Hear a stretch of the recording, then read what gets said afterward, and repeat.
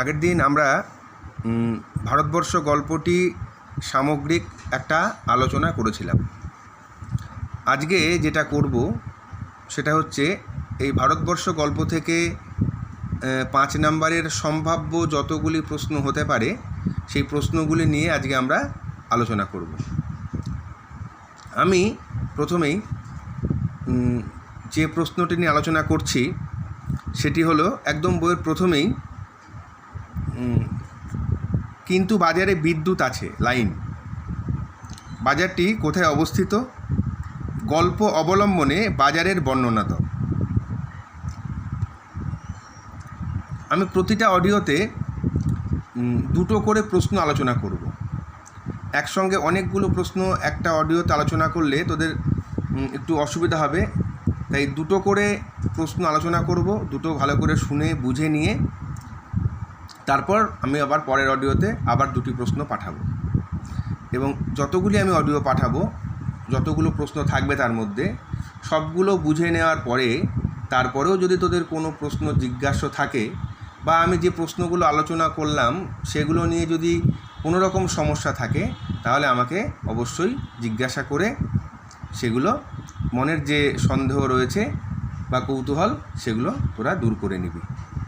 তাহলে এই যে প্রশ্নটা, বাজারে বিদ্যুৎ আছে, বাজারটি কোথায় অবস্থিত? ভারতবর্ষ গল্পে ঘটনার অন্যতম কেন্দ্রবিন্দু হলো গ্রাম সংলগ্ন একটা ছোট্ট বাজার। বহুকালের পুরনো একটা বটগাছ, সেই বটগাছের কাছে পিচের সড়ক যেখানে বাঁক নিয়েছে সেখানেই এই ছোট্ট বাজারটি গড়ে উঠেছে। এবার বাজারটার বর্ণনা। এই যে বাজারটা আকারে ছোট হলেও পার্শ্ববর্তী বাজার সংলগ্ন বিভিন্ন গ্রাম থেকে সারাদিন মানুষের আনাগোনা সেখানে লেগেই থাকে। প্রত্যেকের চেঁচামেচি, কোলাহল, দোকানে কেনাকাটা, কর্মব্যস্ততায় বাজারটা সরগরম হয়ে ওঠে। এখানে খুব বেশি দোকান নেই, তবে মোটামুটি নিত্য প্রয়োজনীয় যা যা জিনিস দরকার তার সবই কম বেশি 2-1টি করে দোকান রয়েছে। যেমন 3টে চায়ের দোকান, 2টো মিষ্টির দোকান, 3টে কাপড়ের দোকান, একটা মণিহারি অর্থাৎ প্রসাধনী সামগ্রীর দোকান, 2টো মুদিখানার দোকান, এছাড়াও একটা আড়ত যেখানে বিভিন্ন সবজি, কাঁচা সবজি পাইকারি বিক্রি হয়, একটি হাস্কিং মেশিন। গ্রামের লোকেরা বেশিরভাগই তারা যেহেতু কৃষিজীবী তাই ধান ভানিয়ে সেই চাল দিয়েই তারা তাদের যে প্রত্যেক দিনের ভাতের দাবি তা মিটিয়ে দেয়। সেই ধান এবং গম ভানানোর যে মেশিন তাকে বলে হাস্কিং মেশিন, সেটিও আছে একটি, এবং একটি ইট ভাটা রয়েছে। রাত 9টা পর্যন্ত আশপাশের গ্রাম থেকে লোকজনের ভিড়ে বাজারটা জমজমাট হয়ে ওঠে, তারপর সব ফাঁকা। বাজার সংলগ্ন গ্রামে বিদ্যুৎ না থাকলেও বাজারে কিন্তু বিদ্যুৎ রয়েছে, তাই রাত্রেবেলা শুনশান বাজারে, নিস্তব্ধ বাজারে কিছু আলো জ্বলে, পিচ রাস্তার উপর ঘুরে বেড়ায় নেড়ি কুকুর, মাঝে মাঝে 2-1টা ট্রাক চলে যায় শহরের দিকে। আবার সব নিস্তব্ধ। বটগাছ থেকে ভেসে আসা প্যাঁচার ডাকটাও বাজারের নিস্তব্ধতার সঙ্গী বা অঙ্গ বলেই মনে হয়। এই বাজারেই চায়ের দোকানে সারাদিন গ্রামের সাধারণ মানুষ ভিড় করে। নেতা, মন্ত্রী, গায়ক, অভিনেতা, অভিনেত্রী প্রভৃতি নানা মুখরোচক আলোচনায় আড্ডা জমে ওঠে। একঘেয়ে গ্রামীণ জীবনের একমাত্র আমোদ, সুখ আর বৈচিত্র্যের যোগান দেয় কিন্তু এই বাজারটা। ফলে গ্রামের প্রাণকেন্দ্রে এই ছোট্ট বাজারটিকে অবলম্বন করেই চারপাশের গ্রামগুলির মানুষের জীবন, জীবিকা এবং বৈচিত্র্যতা পূর্ণতা লাভ করে। এভাবে এই প্রশ্নটির উত্তর আমরা লিখতে পারি। এরপরে আরেকটা প্রশ্ন, সেই দুরন্ত শীতের অকাল দুর্যোগে ঘরে বসে কারো সময় কাটে না। অকাল দুর্যোগের বর্ণনা দাও। তখন সময় কাটাতে সকলে কি করে? আমরা আগের প্রশ্নেই বলেছি যে কাহিনীর কেন্দ্রে রয়েছে রাঢ়বাংলার একটি গ্রাম এবং তার সংলগ্ন একটি ছোট্ট বাজার। এই বাজারের উত্তরে একটা বিশাল মাঠ, যেখান থেকে কনকনে উত্তুরে বাতাস বয়ে আসে, আকাশ মেঘে ঢেকে যায়, বৃষ্টি শুরু হয়, শীত আরও ধারালো হয়ে ওঠে। ভদ্রলোকেরা এই শীতকালের বৃষ্টিকে বলে পৌষে বাদলা, আর ছোট লোকেরা অর্থাৎ গ্রামের চাষাপুষো মানুষেরা একে বলে ডাওর। আর সেই বৃষ্টির সঙ্গে যদি ঝোড়ো বাতাস বয় তখন তাকে বলে ফাঁপি। সেবার আবহাওয়া হয়ে পড়েছিল ফাঁপি। এই অকাল দুর্যোগেই মাঠের ধান সমূহ নষ্ট হওয়ার উপক্রম হয় এবং গ্রামের মানুষজন প্রতীক্ষা করতে থাকে রোদ ঝলমলে দিনের।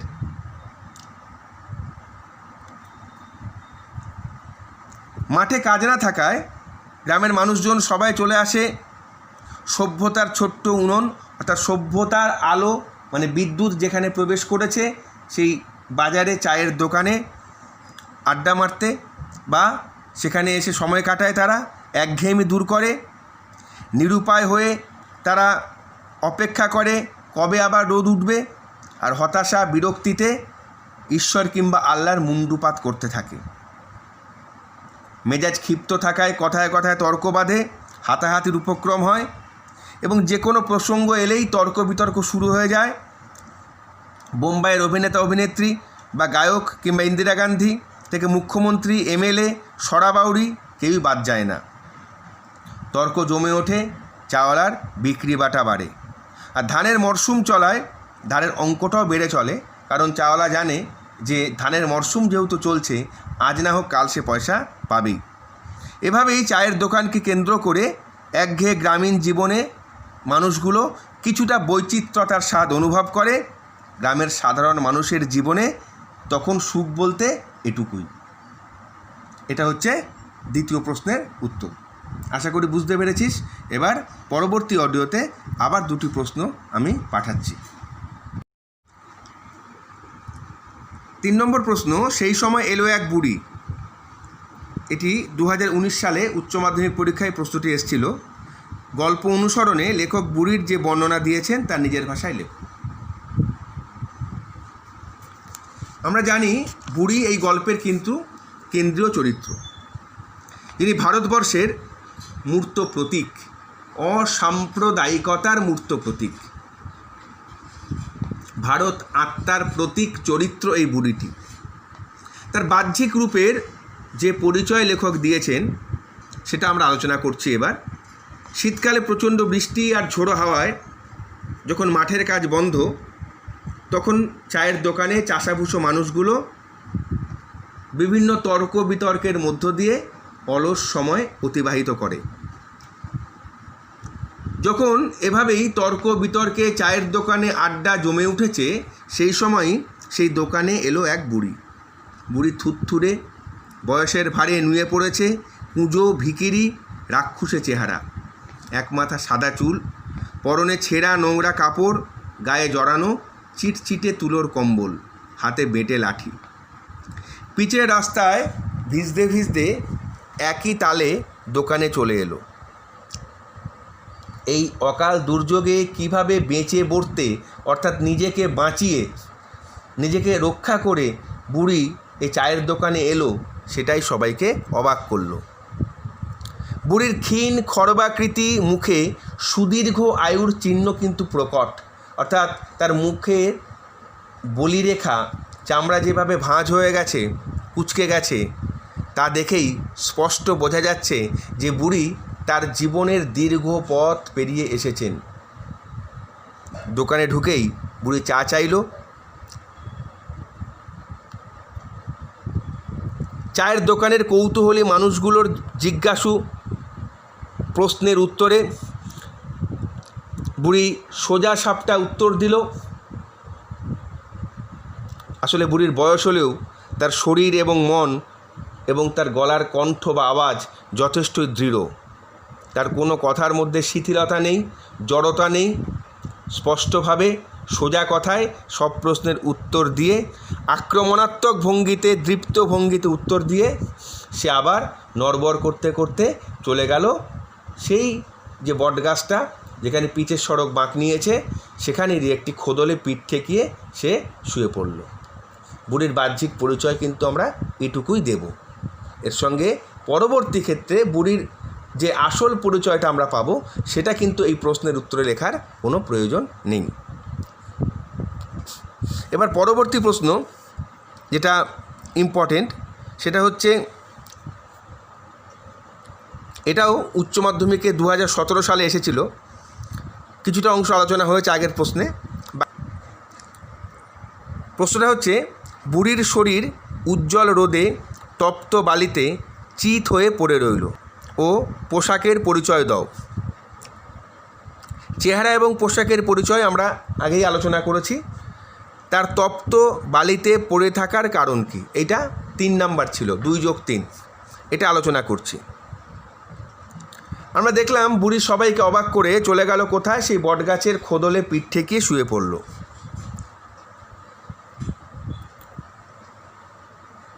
মনে হলো বুড়ির এই অভিজ্ঞতা প্রচুর, অর্থাৎ তিনি বৃক্ষবাসিনী। কিন্তু দুর্যোগ কেটে গিয়ে যখন রোদ ঝলমলে দিন এলো তখন কিন্তু বুড়ির কোনো সাড়া পাওয়া গেল না। চাওয়ালা জগা বলল, নির্ঘাত মরে গেছে বুড়িটা। বুড়ির কপাল ছুঁয়ে তার নাড়ির স্পন্দন দেখে অনেকেই নিশ্চিত হলো যে না, বুড়ি অবশ্যই তার মৃত্যু ঘটেছে, মানে বুড়ি মারা গেছে। শেয়াল কুকুর ছিঁড়ে খেতে পারে বা কবে মরেছে তার ঠিক নেই, গন্ধে বাজারে টেকা দায় হবে, এটা ভেবে সবাই চিন্তিত হয়ে পড়ল।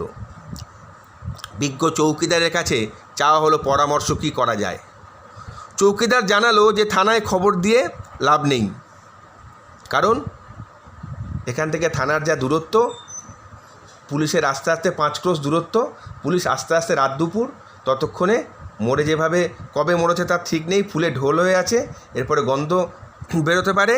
সেই জন্যই চৌকিদার পরামর্শ দিল যে নদীতে যেন বুড়িকে ফেলে আসা হয়। এবং বুড়ির এই চৌকিদারের পরামর্শ মতো গ্রামের কিছু মানুষ মাঠ পেরিয়ে 2 মাইল দূরে যে নদী, তার শুকনো চড়ায়, নদীতে জল নেই শীতকাল, সে শুকনো চড়ায় বাঁশের একটা চ্যাংদোলা বানিয়ে তাতে ঝুলিয়ে নিয়ে গিয়ে ফেলে দিয়ে এলো। আর সেখানকার সেই তপ্ত গরম বালিতে বুড়ির শরীর চিত হয়ে পড়ে রইল। এটা হচ্ছে পরের প্রশ্নের উত্তরটা। তাহলে 2টো প্রশ্ন হলো, মোট 4টি প্রশ্ন আলোচনা করলাম। আবার পরবর্তী অডিওতে আবার 2টো প্রশ্ন আমি পাঠাচ্ছি। এবার প্রশ্ন, হঠাৎ বিকেলে এক অদ্ভুত দৃশ্য দেখা গেল। অদ্ভুত দৃশ্যটি কি? দৃশ্যটিকে অদ্ভুত বলার কারণ কি? প্রথমে অদ্ভুত দৃশ্যটি কি আলোচনা করছি। যে ফাঁপিতে এক বুড়ি মারা গেলে চৌকিদারের পরামর্শ মতো গ্রামের কয়েকজন বাঁশের চ্যাংদোলায় বুড়িকে নিয়ে গিয়ে নদীর চড়ায় ফেলে দিয়ে আসে। কিন্তু বিকেলেই দেখা যায় মাথায় টুপি পরা আরবি মন্ত্র উচ্চারণকারী কিছু মানুষ সেই চ্যাংদোলা করেই নদীর চড়ায় ফেলে দিয়ে আসা বুড়ির মৃতদেহকে তুলে বাজারের দিকে নিয়ে আসছে।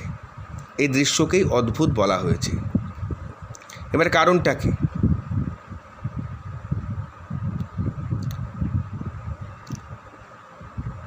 এই কারণটা যদি 4 নাম্বার থাকে তাহলে আমাদের একটু আগে থেকে শুরু করতে হবে।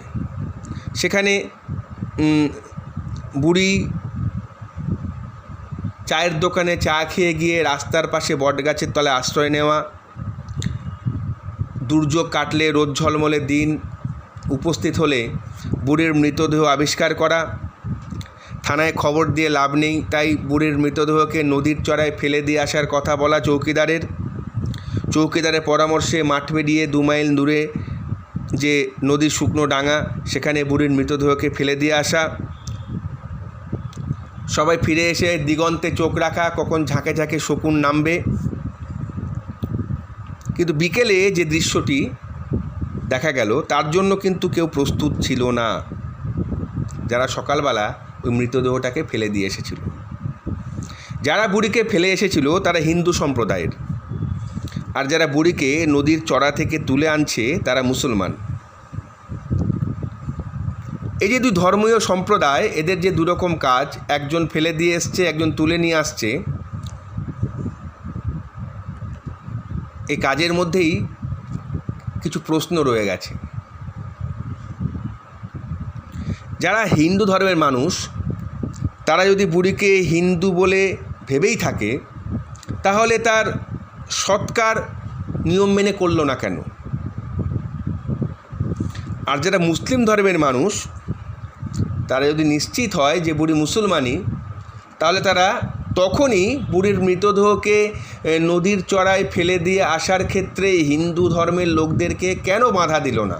তারা তখনই কেন বুড়ির মৃতদেহকে কবরে দেওয়ার ব্যবস্থা করলো না? আসলে কোনো পক্ষই কোনো কর্তব্য পালন করেনি বুড়ির প্রতি। প্রত্যেকেই তাদের ক্ষমতা জাহির করতে চেয়েছে। তাই দৃশ্যটিকে একটু অদ্ভুত বা আশ্চর্য বলেই মনে হয়েছে।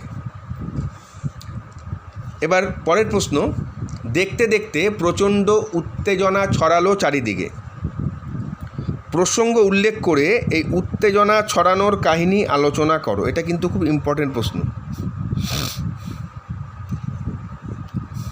প্রসঙ্গটা কি ছোট্ট করে লিখবি যে এই গল্পে এক নাম পরিচয়হীন মলিন বস্ত্র পরিহিতা দরিদ্র বৃদ্ধার কথা রয়েছে। সে পৌষের শীতে প্রবল ঝড় বৃষ্টির মধ্যে ভিজতে ভিজতে পিচের সড়কের বাঁকে ছোট্ট বাজারের রাস্তায় এসে এক গাছের গুঁড়িতে হেলান দিয়ে নিঃসাড় হয়ে যায়। গ্রামের হিন্দুরা বুড়ি মারা গেছে ভেবে চৌকিদারের পরামর্শে নদীর পাড়ে বুড়িকে ফেলে দিয়ে আসে। কিন্তু গ্রামের মুসলমানেরা বুড়িকে মুসলমান সাব্যস্ত করে কবর দেওয়ার জন্য আবার তাকে সেখান থেকে তুলে আনে। বুড়ির এই ধর্ম পরিচয়, অর্থাৎ সে হিন্দু না মুসলমান, এ নিয়েই দুই সম্প্রদায়ের মধ্যে, মানে গ্রামের দুই সম্প্রদায়ের মধ্যে উত্তেজনা ছড়িয়ে পড়ে। এবার এই উত্তেজনাপূর্ণ ঘটনার বিবরণ দাও। এটা একটা প্রশ্ন আসতে পারে এর সঙ্গে 3 নম্বরে। সেখানে আমরা কি লিখব? সেখানে লিখব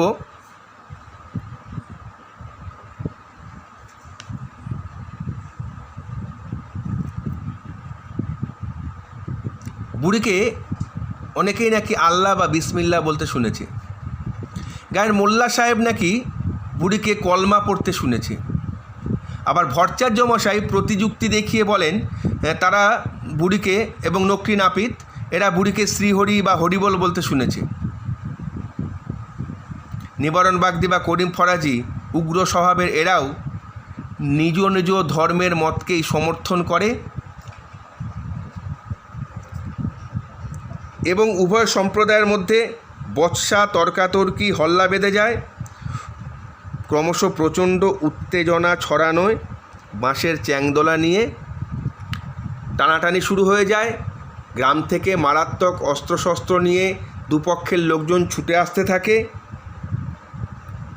দোকানগুলোর ঝাঁপ বন্ধ হয়ে যায় এবং চরম গর্জন প্রতিগর্জনে একটা দাঙ্গা পরিস্থিতির সৃষ্টি হয়। এই জায়গাটাকে গুছিয়ে আমাদের লিখতে হবে। এবার আলোচনা করছি আরেকটি প্রশ্ন। সাম্প্রদায়িক ভেদবুদ্ধির অসারতা প্রমাণ করে একজন বৃদ্ধা কিভাবে মানুষের শুভ চেতনার উদয় ঘটিয়েছিল ভারতবর্ষ গল্প অবলম্বনে আলোচনা করো। দেখ, ধর্ম মানে হিন্দু নয় বা মুসলমান নয়। ধর্মের আসল উদ্দেশ্য মানুষকে ধারণ করা, পালন করা, রক্ষা করা। অনুভূতির গভীর থেকে চেতনার স্তর বেয়ে যে বোধ মানুষকে আলোর পথে চালিত করে, আলোর দিশা দেখায়, মুক্তির পথ দেখায়, তাই ধর্ম। কিন্তু দুর্ভাগ্য এই যে কিছু মানুষ পার্থিব আচার আচরণকেই ধর্ম বলে মনে করে। তারা মন্দির মসজিদের সংকীর্ণ গণ্ডিতে ঈশ্বরকে বন্দি করে রাখতে চায়। কিন্তু বিশ্ব স্রষ্টা কখনো 4 দেওয়ালের গণ্ডিতে বন্দি থাকতে পারেন না। তার বিশাল সৃষ্টির মধ্যেই তিনি বিরাজমান বা তার অবস্থান। সুতরাং সৃষ্টিকে ভালো না বাসলে স্রষ্টাকে ভালোবাসা যায় না, স্রষ্টাকে পাওয়া যায় না। এই সত্য যে বোঝে না সে মোহগ্রস্ত, সে বন্দী সাম্প্রদায়িকতার গণ্ডিতে। আলোচ্য গল্পে মৃত বৃদ্ধাকে কেন্দ্র করে যারা ধর্মযুদ্ধে অবতীর্ণ হয়েছিল তারা আসলে প্রকৃত সত্যের পথ থেকে বিচ্যুত। গল্পের বুড়ি সেই মানুষগুলোর সুপ্ত চেতনায় আঘাত করে সত্যের আলো দেখাতে চেয়েছেন। বুড়ির মৃতদেহকে কেন্দ্র করে দুই গোষ্ঠীর যে সংঘর্ষ অনিবার্য হয়ে উঠেছিল তা আসলে ধর্ম মোহগ্রস্ত কিছু মানুষের মূঢ় মানে বোকার মতন আস্ফালন বা চিৎকার। এরা কেউই জানে না যে ভারতবর্ষ ধর্মের পরিচয়ে মহীয়ান নয়। এদেশের উপনিষদ বলছে যে সর্বং খল্লিদং ব্রহ্ম, অর্থাৎ সমস্ত কিছুর মধ্যেই ব্রহ্ম অর্থাৎ ঈশ্বর বিরাজমান। এই বোধের নামই ধর্ম।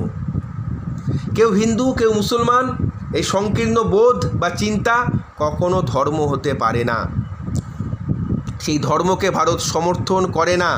সর্বধর্ম সমন্বয়ের দেশ ভারতবর্ষের মানুষকে কালে কালে যুগে যুগে বিভিন্ন মনীষীরা একটাই ধর্মের কথা বলেছেন, সেটা হলো মানব ধর্ম।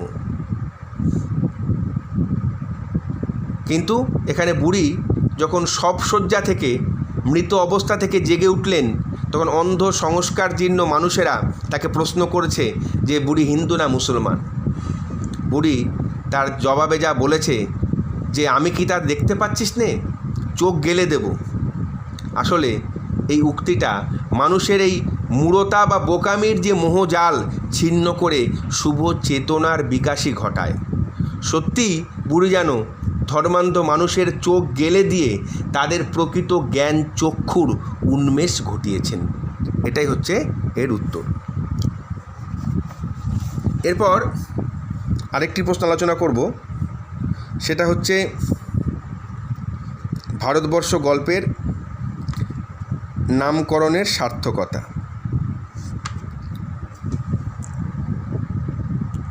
ভারতবর্ষ গল্পের নাম, আবার ভারতবর্ষ একটা দেশেরও নাম। দেশ মানে তো ভূখণ্ড, মাটি, গাছপালা, নদী, পাহাড়, এটা নিয়েই তো দেশ। দেশ মানে একদিকে যেমন মাটি তেমনি অন্যদিকে মানুষও।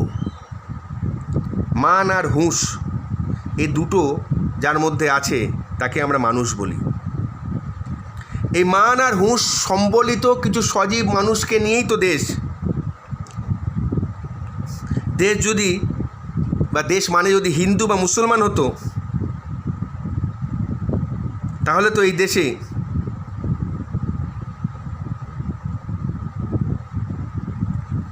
হিন্দু বা মুসলমানের বিভিন্ন উৎসব অনুষ্ঠানে দুই ধর্মের মানুষই একত্রিত হয়ে এই শুভ অনুষ্ঠানে মেতে উঠত না। কিন্তু মেতে তো ওঠে, অনেক মানুষ মেতে ওঠে। তারা আসলে ধর্ম মানে কোনো সংকীর্ণতায় আচ্ছন্ন নয়। ধর্ম মানে তারা ধারণ করা বা পালন করাকেই বোঝায়। কিন্তু আরেক শ্রেণীর মানুষ রয়েছে যারা ধর্মের প্রকৃত তাৎপর্য বোঝে না। তারা এই ভূখণ্ডের মাহাত্ম্য বুঝতে পারে না। তাদের কাছে এই ভূখণ্ডের প্রকৃত মাহাত্ম্যই তুলে ধরেছেন বুড়ি চরিত্রের মধ্য দিয়ে গল্পকার, যে ভূখণ্ডের নাম ভারতবর্ষ। গল্পের বুড়ি সেই ভারতবর্ষের ভারত আত্মার মূর্ত বিগ্রহ, তার মৃত্যু নেই। ধর্মের কারাগারে বন্দি মানুষেরা বেহুঁশ। তারা জানে না এদেশের আকাশের মতন, এদেশটা আকাশের মতন উদার, সূর্যের মতন অনির্বাণ। মায়ের কাছে সব সন্তানই তো সমান।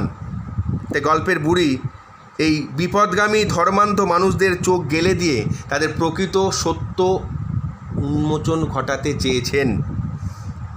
মোহের অন্ধকারে ডুবে আছে বলেই তারা সত্যের আলো দেখতে অক্ষম। ভারতবর্ষ ধর্মের পরিচয়ে নয়, সত্যের আলোকে উজ্জ্বল এক সুমহান তীর্থভূমি, ধর্ম বর্ণ সংকীর্ণতা সাম্প্রদায়িকতার ঊর্ধ্বে, অনেক ঊর্ধ্বে যে স্থান, এই মর্মার্থই এই গল্পটির মূল বিষয়বস্তু। আর এই মর্মার্থেই গল্পটির নামকরণও গভীর ব্যঞ্জনাধর্মী।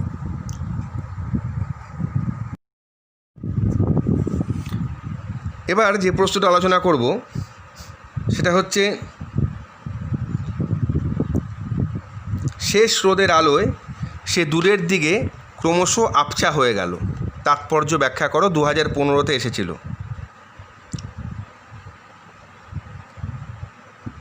এটা আলোচনা করতে গেলেও আমাদের একটু কাহিনিগুলো বলতে হবে। আমি সংক্ষেপে বলছি, এগুলো আগে আলোচনা করেছি। এই গল্পের আসলে শুধু একটা নির্দিষ্ট গ্রাম নয়, ভারতের যে কোনো একটা জনপদেরই গল্প হতে পারে এটা। পৌষে বাদলার দিনে চায়ের দোকানে এক বুড়ি উপস্থিত হয়, বটতলায় গিয়ে আশ্রয় নেয়। দুর্যোগ কাটলে বুড়ির মৃতদেহ সবে আবিষ্কার করে। হিন্দুরা বুড়িকে চ্যাংদোলা করে নিয়ে গিয়ে চড়ায় ফেলে দিয়ে আসে। বিকেলে মুসলমান পাড়ার লোকেরা কবর দেওয়ার জন্য তাকে আবার তুলে নিয়ে আসে। বুড়ির দেহের অধিকারকে কেন্দ্র করে দুই সম্প্রদায়ের মধ্যে বচসা বা ঝগড়া সৃষ্টি হয়। মিথ্যাচার, পারস্পরিক দোষারোপে পরিস্থিতি চরম উত্তেজনাপূর্ণ হয়ে ওঠে। গ্রামের হিন্দু মুসলমানের মধ্যে দাঙ্গার উপক্রম শুরু হয়। ঠিক এমন সময় দুপাশের মানমুখী সশস্ত্র জনতাকে হতবাক করে দিয়ে বুড়ি নড়ে চড়ে উঠে বসে। এই মানুষগুলো নির্বুদ্ধিতা দেখে হেসে উঠে সমবেত হিন্দু মুসলিম জনতাকে গাল পাড়তে পারতে অস্তমিত আলোয়, শেষ রোদের আলোয় বুড়ি কিন্তু কি আবছা হয়ে যায়। এবার প্রশ্ন হচ্ছে, এটুকু আমাকে লিখতেই হবে। এবারে আবছা হয়ে যায় কেন, সেটা লিখতে গেলে আমাদের লিখতে হবে, আসলে এখানে সমস্ত বিবদমান যে হিন্দু মুসলিম সম্প্রদায়ের মানুষকে ধিক্কার দিয়ে বুড়ি জানাতে চেয়েছিলেন যে হিন্দু আর মুসলমানের এই ধর্ম বর্ণ বৈষম্য তার পরিচয় নয়, তিনি সজীব মানুষ। তিনি এই ভারতের বুকেই অবস্থান করেন, এখানেই শ্বাস নেন, এখানকারই আলো হাওয়া জল উপভোগ করেন, এই মাটিতেই তার জন্ম, এখানেই তার আহার বিহার। তাই সাম্প্রদায়িক দৃষ্টিতে তাকে বিচার করার সমীচীন নয়।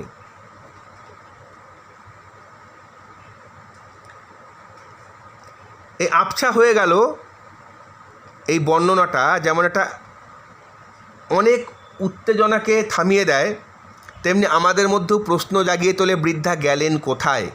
চিত্তে একটা অতৃপ্তি জাগে। ছোট গল্পের বৈশিষ্ট্য এই যে শেষ হয়ে হইল না শেষ। আসলে প্রকৃতপক্ষে হিন্দু মুসলমান অধ্যুষিত গ্রামবাসীরা,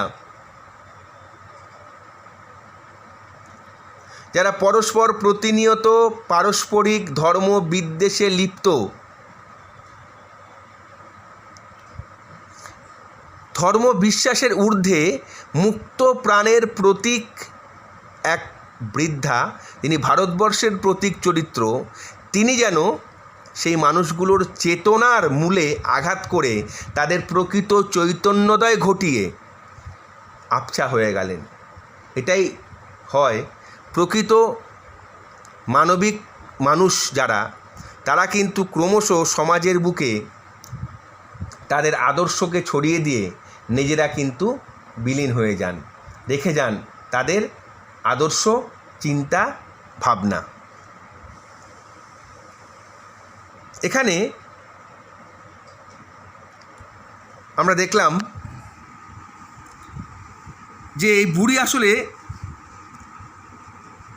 একটা মানবিকতার সম্পর্ক দাবি করে আধুনিক ভারতের কাছে। সমস্ত ভারতবাসীকে ধর্মের সংকীর্ণ মোহ ত্যাগ করে উদার ধর্ম, উদার মানবিকতায় জাগিয়ে তুলতে চায় এই বুড়ি। আর সেই চেতনার জাগ্রত বা চেতনার জাগরণ ঘটিয়েই তিনি দূরে শেষ রোদের আলোয় আবছা হয়ে গেলেন আর এই বিবদমান জনতাকে শান্ত করে তাদের মধ্যে প্রকৃত চেতনার চৈতন্যোদয় ঘটিয়ে গেলেন। এটাকে এভাবে একটু গুছিয়ে লিখতে হবে। এরপরে একটা প্রশ্ন যে আমি কি তা দেখতে পাচ্ছিস নে, এটা নমুনা প্রশ্ন, এটাও পরীক্ষা আসতে পারে। কাদের কোন প্রশ্নের উত্তরে বক্তা কথা বলেছিলেন, বক্তার এ কথার স্বরূপ আলোচনা করো। ওই যে বিবদমান জনতা বুড়িকে প্রশ্ন করেছিল যে বুড়ি হিন্দু না মুসলমান, তার উত্তরেই কিন্তু বুড়ি এ কথাটা বলেছে। লেখক এই বৃদ্ধাকে আমাদের দেশমাতা ভারত মাতার প্রতীক হিসেবে অঙ্কন করেছেন, অর্থাৎ এই বৃদ্ধাই ভারত মাতা। আমরা স্বাধীন হয়েছি, দীর্ঘ পথ অতিক্রম করেছি, কিন্তু এই মায়ের প্রকৃত মর্যাদা আমরা দিতে পারিনি। এই ভারত মাকে প্রকৃত মর্যাদার আসনে আমরা অধিষ্ঠিত করাতে পারিনি। তাই এই ভারতে আজও দুঃখ, দৈন্য, দুর্দশা, জীর্ণতা, কুসংস্কার, ধর্মের নামে ভণ্ডামি, মানুষের মধ্যে অনৈক্য ভারতবর্ষকে আবার টুকরো টুকরো করার দিকে এগিয়ে নিয়ে যাচ্ছে।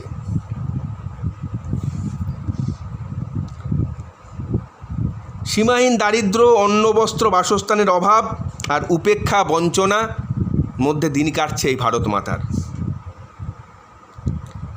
এই ভারত মাকে ঘিরেই আমরা নিজেদের মধ্যে পারস্পরিক বিবাদে জড়িয়ে পড়ছি প্রতিনিয়ত, আর তাতে উস্কানি দিচ্ছে এক শ্রেণীর স্বার্থ সর্বস্ব সংকীর্ণ চেতা ধর্মধ্বজির দল। জাত বর্ণের ঊর্ধ্বে উঠে আমরা ভারত মাতার মানবিক মূর্তিটিকে কিন্তু আবিষ্কার করতে পারিনি। আমাদের দেশের সেই শীর্ণ, জরাগ্রস্ত, দারিদ্র লুপটি কিন্তু এখানে তুলে ধরেছেন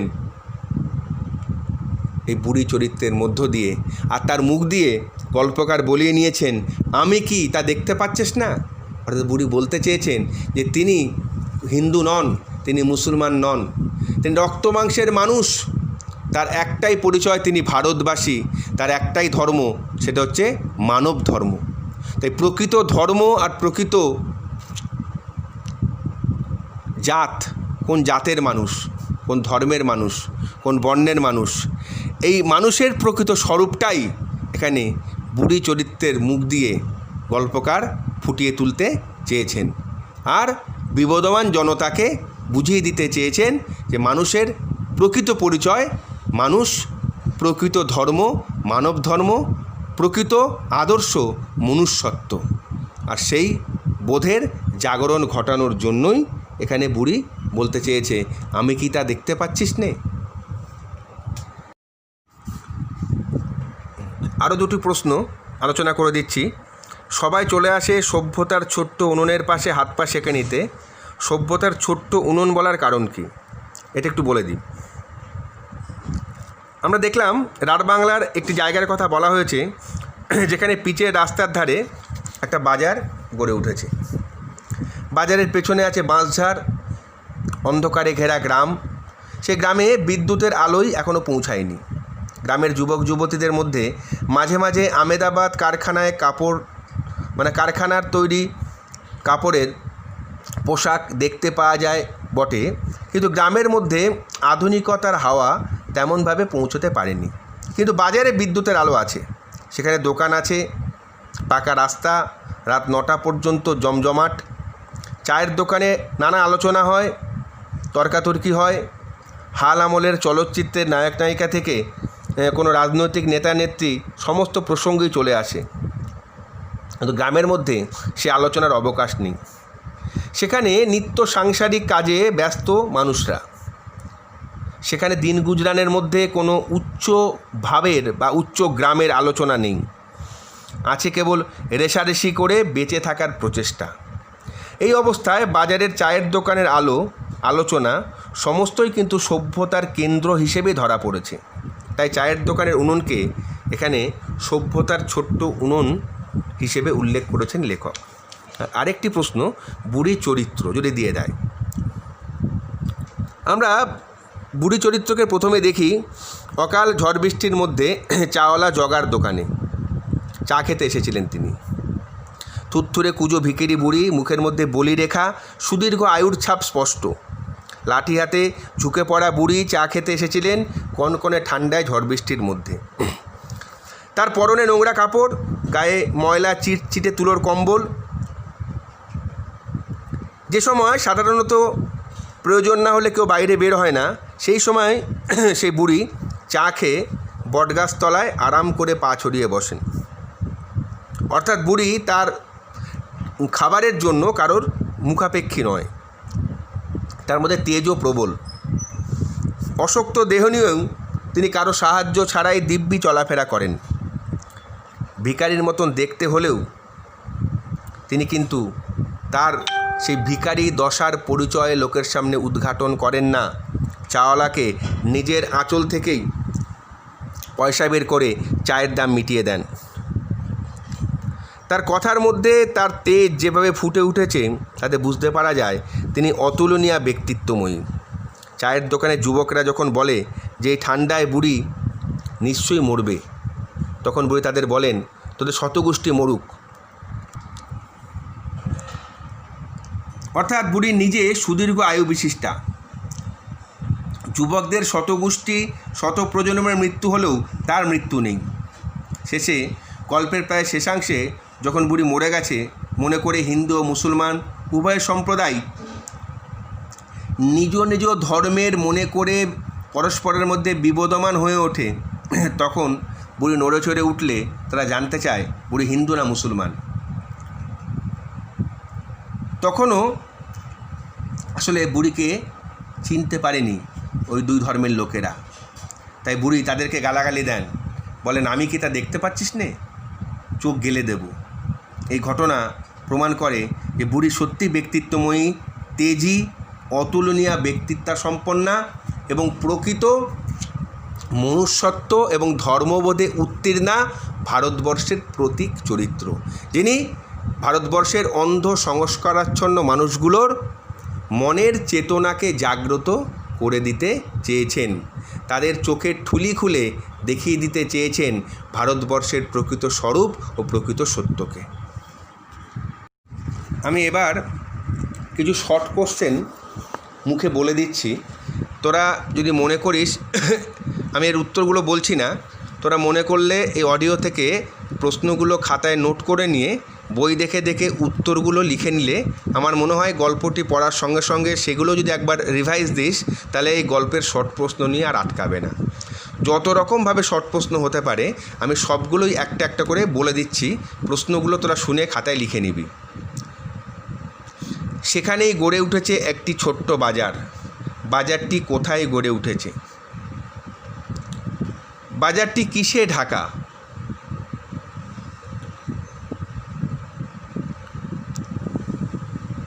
বিমর্ষ সভ্যতার মুখ চোখে পড়ে কখন? যুবক যুবতী পরনে যা পোশাক তা কোথায় তৈরি? বাজারে চায়ের দোকান, সন্দেশের দোকান, পোশাকের দোকান, মনোহারির দোকান, মুদিখানার দোকান কোথায় কটা কটা রয়েছে? হাস্কিং মেশিন কি? বাজারের পিছনে কি রয়েছে? কটা অবধি বাজারে জমাটি ভাব থাকে? পিচের উপর কিসের ছায়া ঘোরে? স্তব্ধতার অন্তর্গত মনে হয়। কি স্তব্ধতার অন্তর্গত মনে হয়? এবার সেকেন্ড প্যারা থেকে বলছি। রাঢ়বাংলার শীতকালে বৃষ্টি হলে তাকে ভদ্রলোক কি বলে? বা পৌষে বাদলা কি? ডাওর কি? ফাঁপি কি? তাই লোকের মেজাজ গেল বিগড়ে। লোকের মেজাজ বিগড়ে গেল কেন? প্রতীক্ষা করতে থাকলো। কারা কিসের প্রতীক্ষা করতে থাকলো? মুন্ডুপাত করতে লাগলো। কারা কার মুন্ডুপাত করতে লাগলো? কোনো যুবক চাষি চেঁচিয়ে বলে দিল। যুবক চাষি চেঁচিয়ে কি বলে দিল? 3 নম্বর প্যারা। তখন যা খুশি করা যায়। কখন?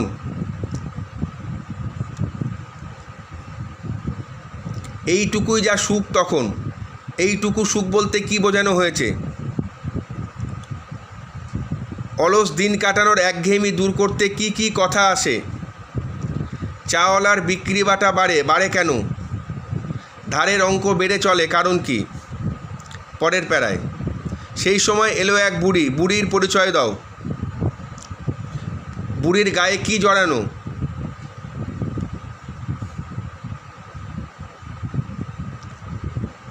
সেটাই সবাইকে অবাক করেছিল, কোনটা? তার 5 লাইন পরে বুড়ি খেপে গেল। বুড়ি খেপে গেল কেন? তার 3 লাইন পরে বুড়ি কোথা থেকে পয়সা খুলে চায়ের দাম মেটালো। তার 1 লাইন পরে নির্ঘাত মরবে বুড়িটা, কথা বলার কারণ কি? কথার উত্তরে বুড়ি কি বলল? তার পরের প্যারায় বুড়ির এই অভিজ্ঞতা প্রচুর আছে, কোন অভিজ্ঞতার কথা বলা হয়েছে? তার পরের প্যারায় কেউ কেউ বলল, কেউ কেউ কী বলল? তার পরের প্যারায় পৌষে বাদলা সম্পর্কে ডাকপুরুষের পুরনো বচনটি কি? ওই প্যারারই কেউ অবশ্য হিসেব করেনি। কি হিসেব করেনি? পরের লাইন সবাই আবিষ্কার করলো। কি আবিষ্কার করলো? পরের প্যারাতে নির্ঘাত মরে গেছে বুড়িটা, কথা কে বলেছিল? তার 2 লাইন পরে অতএব মরাই বটে, এই সিদ্ধান্ত কারা কেন নিয়েছিল? পরের লাইন চৌকিদারকে খবর দেওয়া হলো, কারণ কি? গ্রাম থেকে থানার দূরত্ব কত? ওনার আস্তে আস্তে রাত দুপুর। উনি বলতে কার কথা বলা হয়েছে? তার 2 লাইন পরে ঠিক গতি হয়ে যাবে, কার গতি হয়ে যাওয়ার কথা বলা হয়েছে? বিজ্ঞ চৌকিদারের পরামর্শ মানা হলো। চৌকিদার কি পরামর্শ দিয়েছিল? মাঠ পেরিয়ে নদীর দূরত্ব কত? সেটাও ফেলে দিয়ে এলো ওরা, সেটা কি? চিত হয়ে পড়ে রইল কে? কোথায়? সবাই দিগন্তে চোখ রাখলো, কারণ কি? পরের প্যারা বিকেলে এক অদ্ভুত দৃশ্য দেখা গেল, দৃশ্যটি কি? পরের লাইন তখন জানা গেল ব্যাপারটা, কোন ব্যাপারটার কথা বলা হয়েছে? প্রমাণ অনেক, কিসের প্রমাণ? মোল্লা সাহেব অকাট্য শপথ করে বললেন, কি বললেন? ফজরের নমাজ কি? বুড়িকে কলমা পড়তে কে শুনেছিলেন? মোল্লা সাহেব শহরে যাচ্ছিলেন কেন? তাই দেখা হলো না ব্যাপারটা, কোন ব্যাপারটা? তাই কবরে দেবার ব্যবস্থা করলাম। কারা কাকে কবরে দেওয়ার ব্যবস্থা করলেন? সব দেখে শুনে বললেন অসম্ভব। পরের প্যারায় কে? কি অসম্ভব? আমি স্পষ্ট শুনেছি। কে স্পষ্ট কি শুনেছে? বা বুড়িকে শ্রীহরি বলতে কে শুনেছে? তার সপক্ষে অনেক প্রমাণ জুটে গেল। কিসের সপক্ষে প্রমাণ জুটে গেল? বুড়িকে হরিবল বলতে কে শুনেছিল? বুড়িকে লা ইলাহা ইল্লাল্লাহ বলতে কে শুনেছিল? একসময় দাগি ডাকাচ্ছিল কে? চেঁচিয়ে উঠল মিথ্যে, কে চেঁচিয়ে উঠল? ভারতবর্ষ গল্পে বান্দা মানুষটি কে? বান্দা মানে কি? একদা সে ছিল পেশাদার লাঠিয়াল, কে? আরও চেঁচিয়ে বলল খবরদার, কে বলল? আর তারপরেই দেখা গেল, তারপরে কি দেখা গেল? পরের প্যারা 3 নম্বর লাইনে রয়েছে। তারপরের প্যারায় মোল্লা সাহেব চেঁচিয়ে উঠছেন। কি বলে চেঁচিয়ে উঠছেন? জিহাদ শব্দের অর্থ কি? নারায়ে তাকবীর শব্দের অর্থ কি? ভট্টাচার্য মশাই গর্জে বলছেন, কি বলছেন? দুপক্ষকেই কিছু বলার চেষ্টা করছে কে?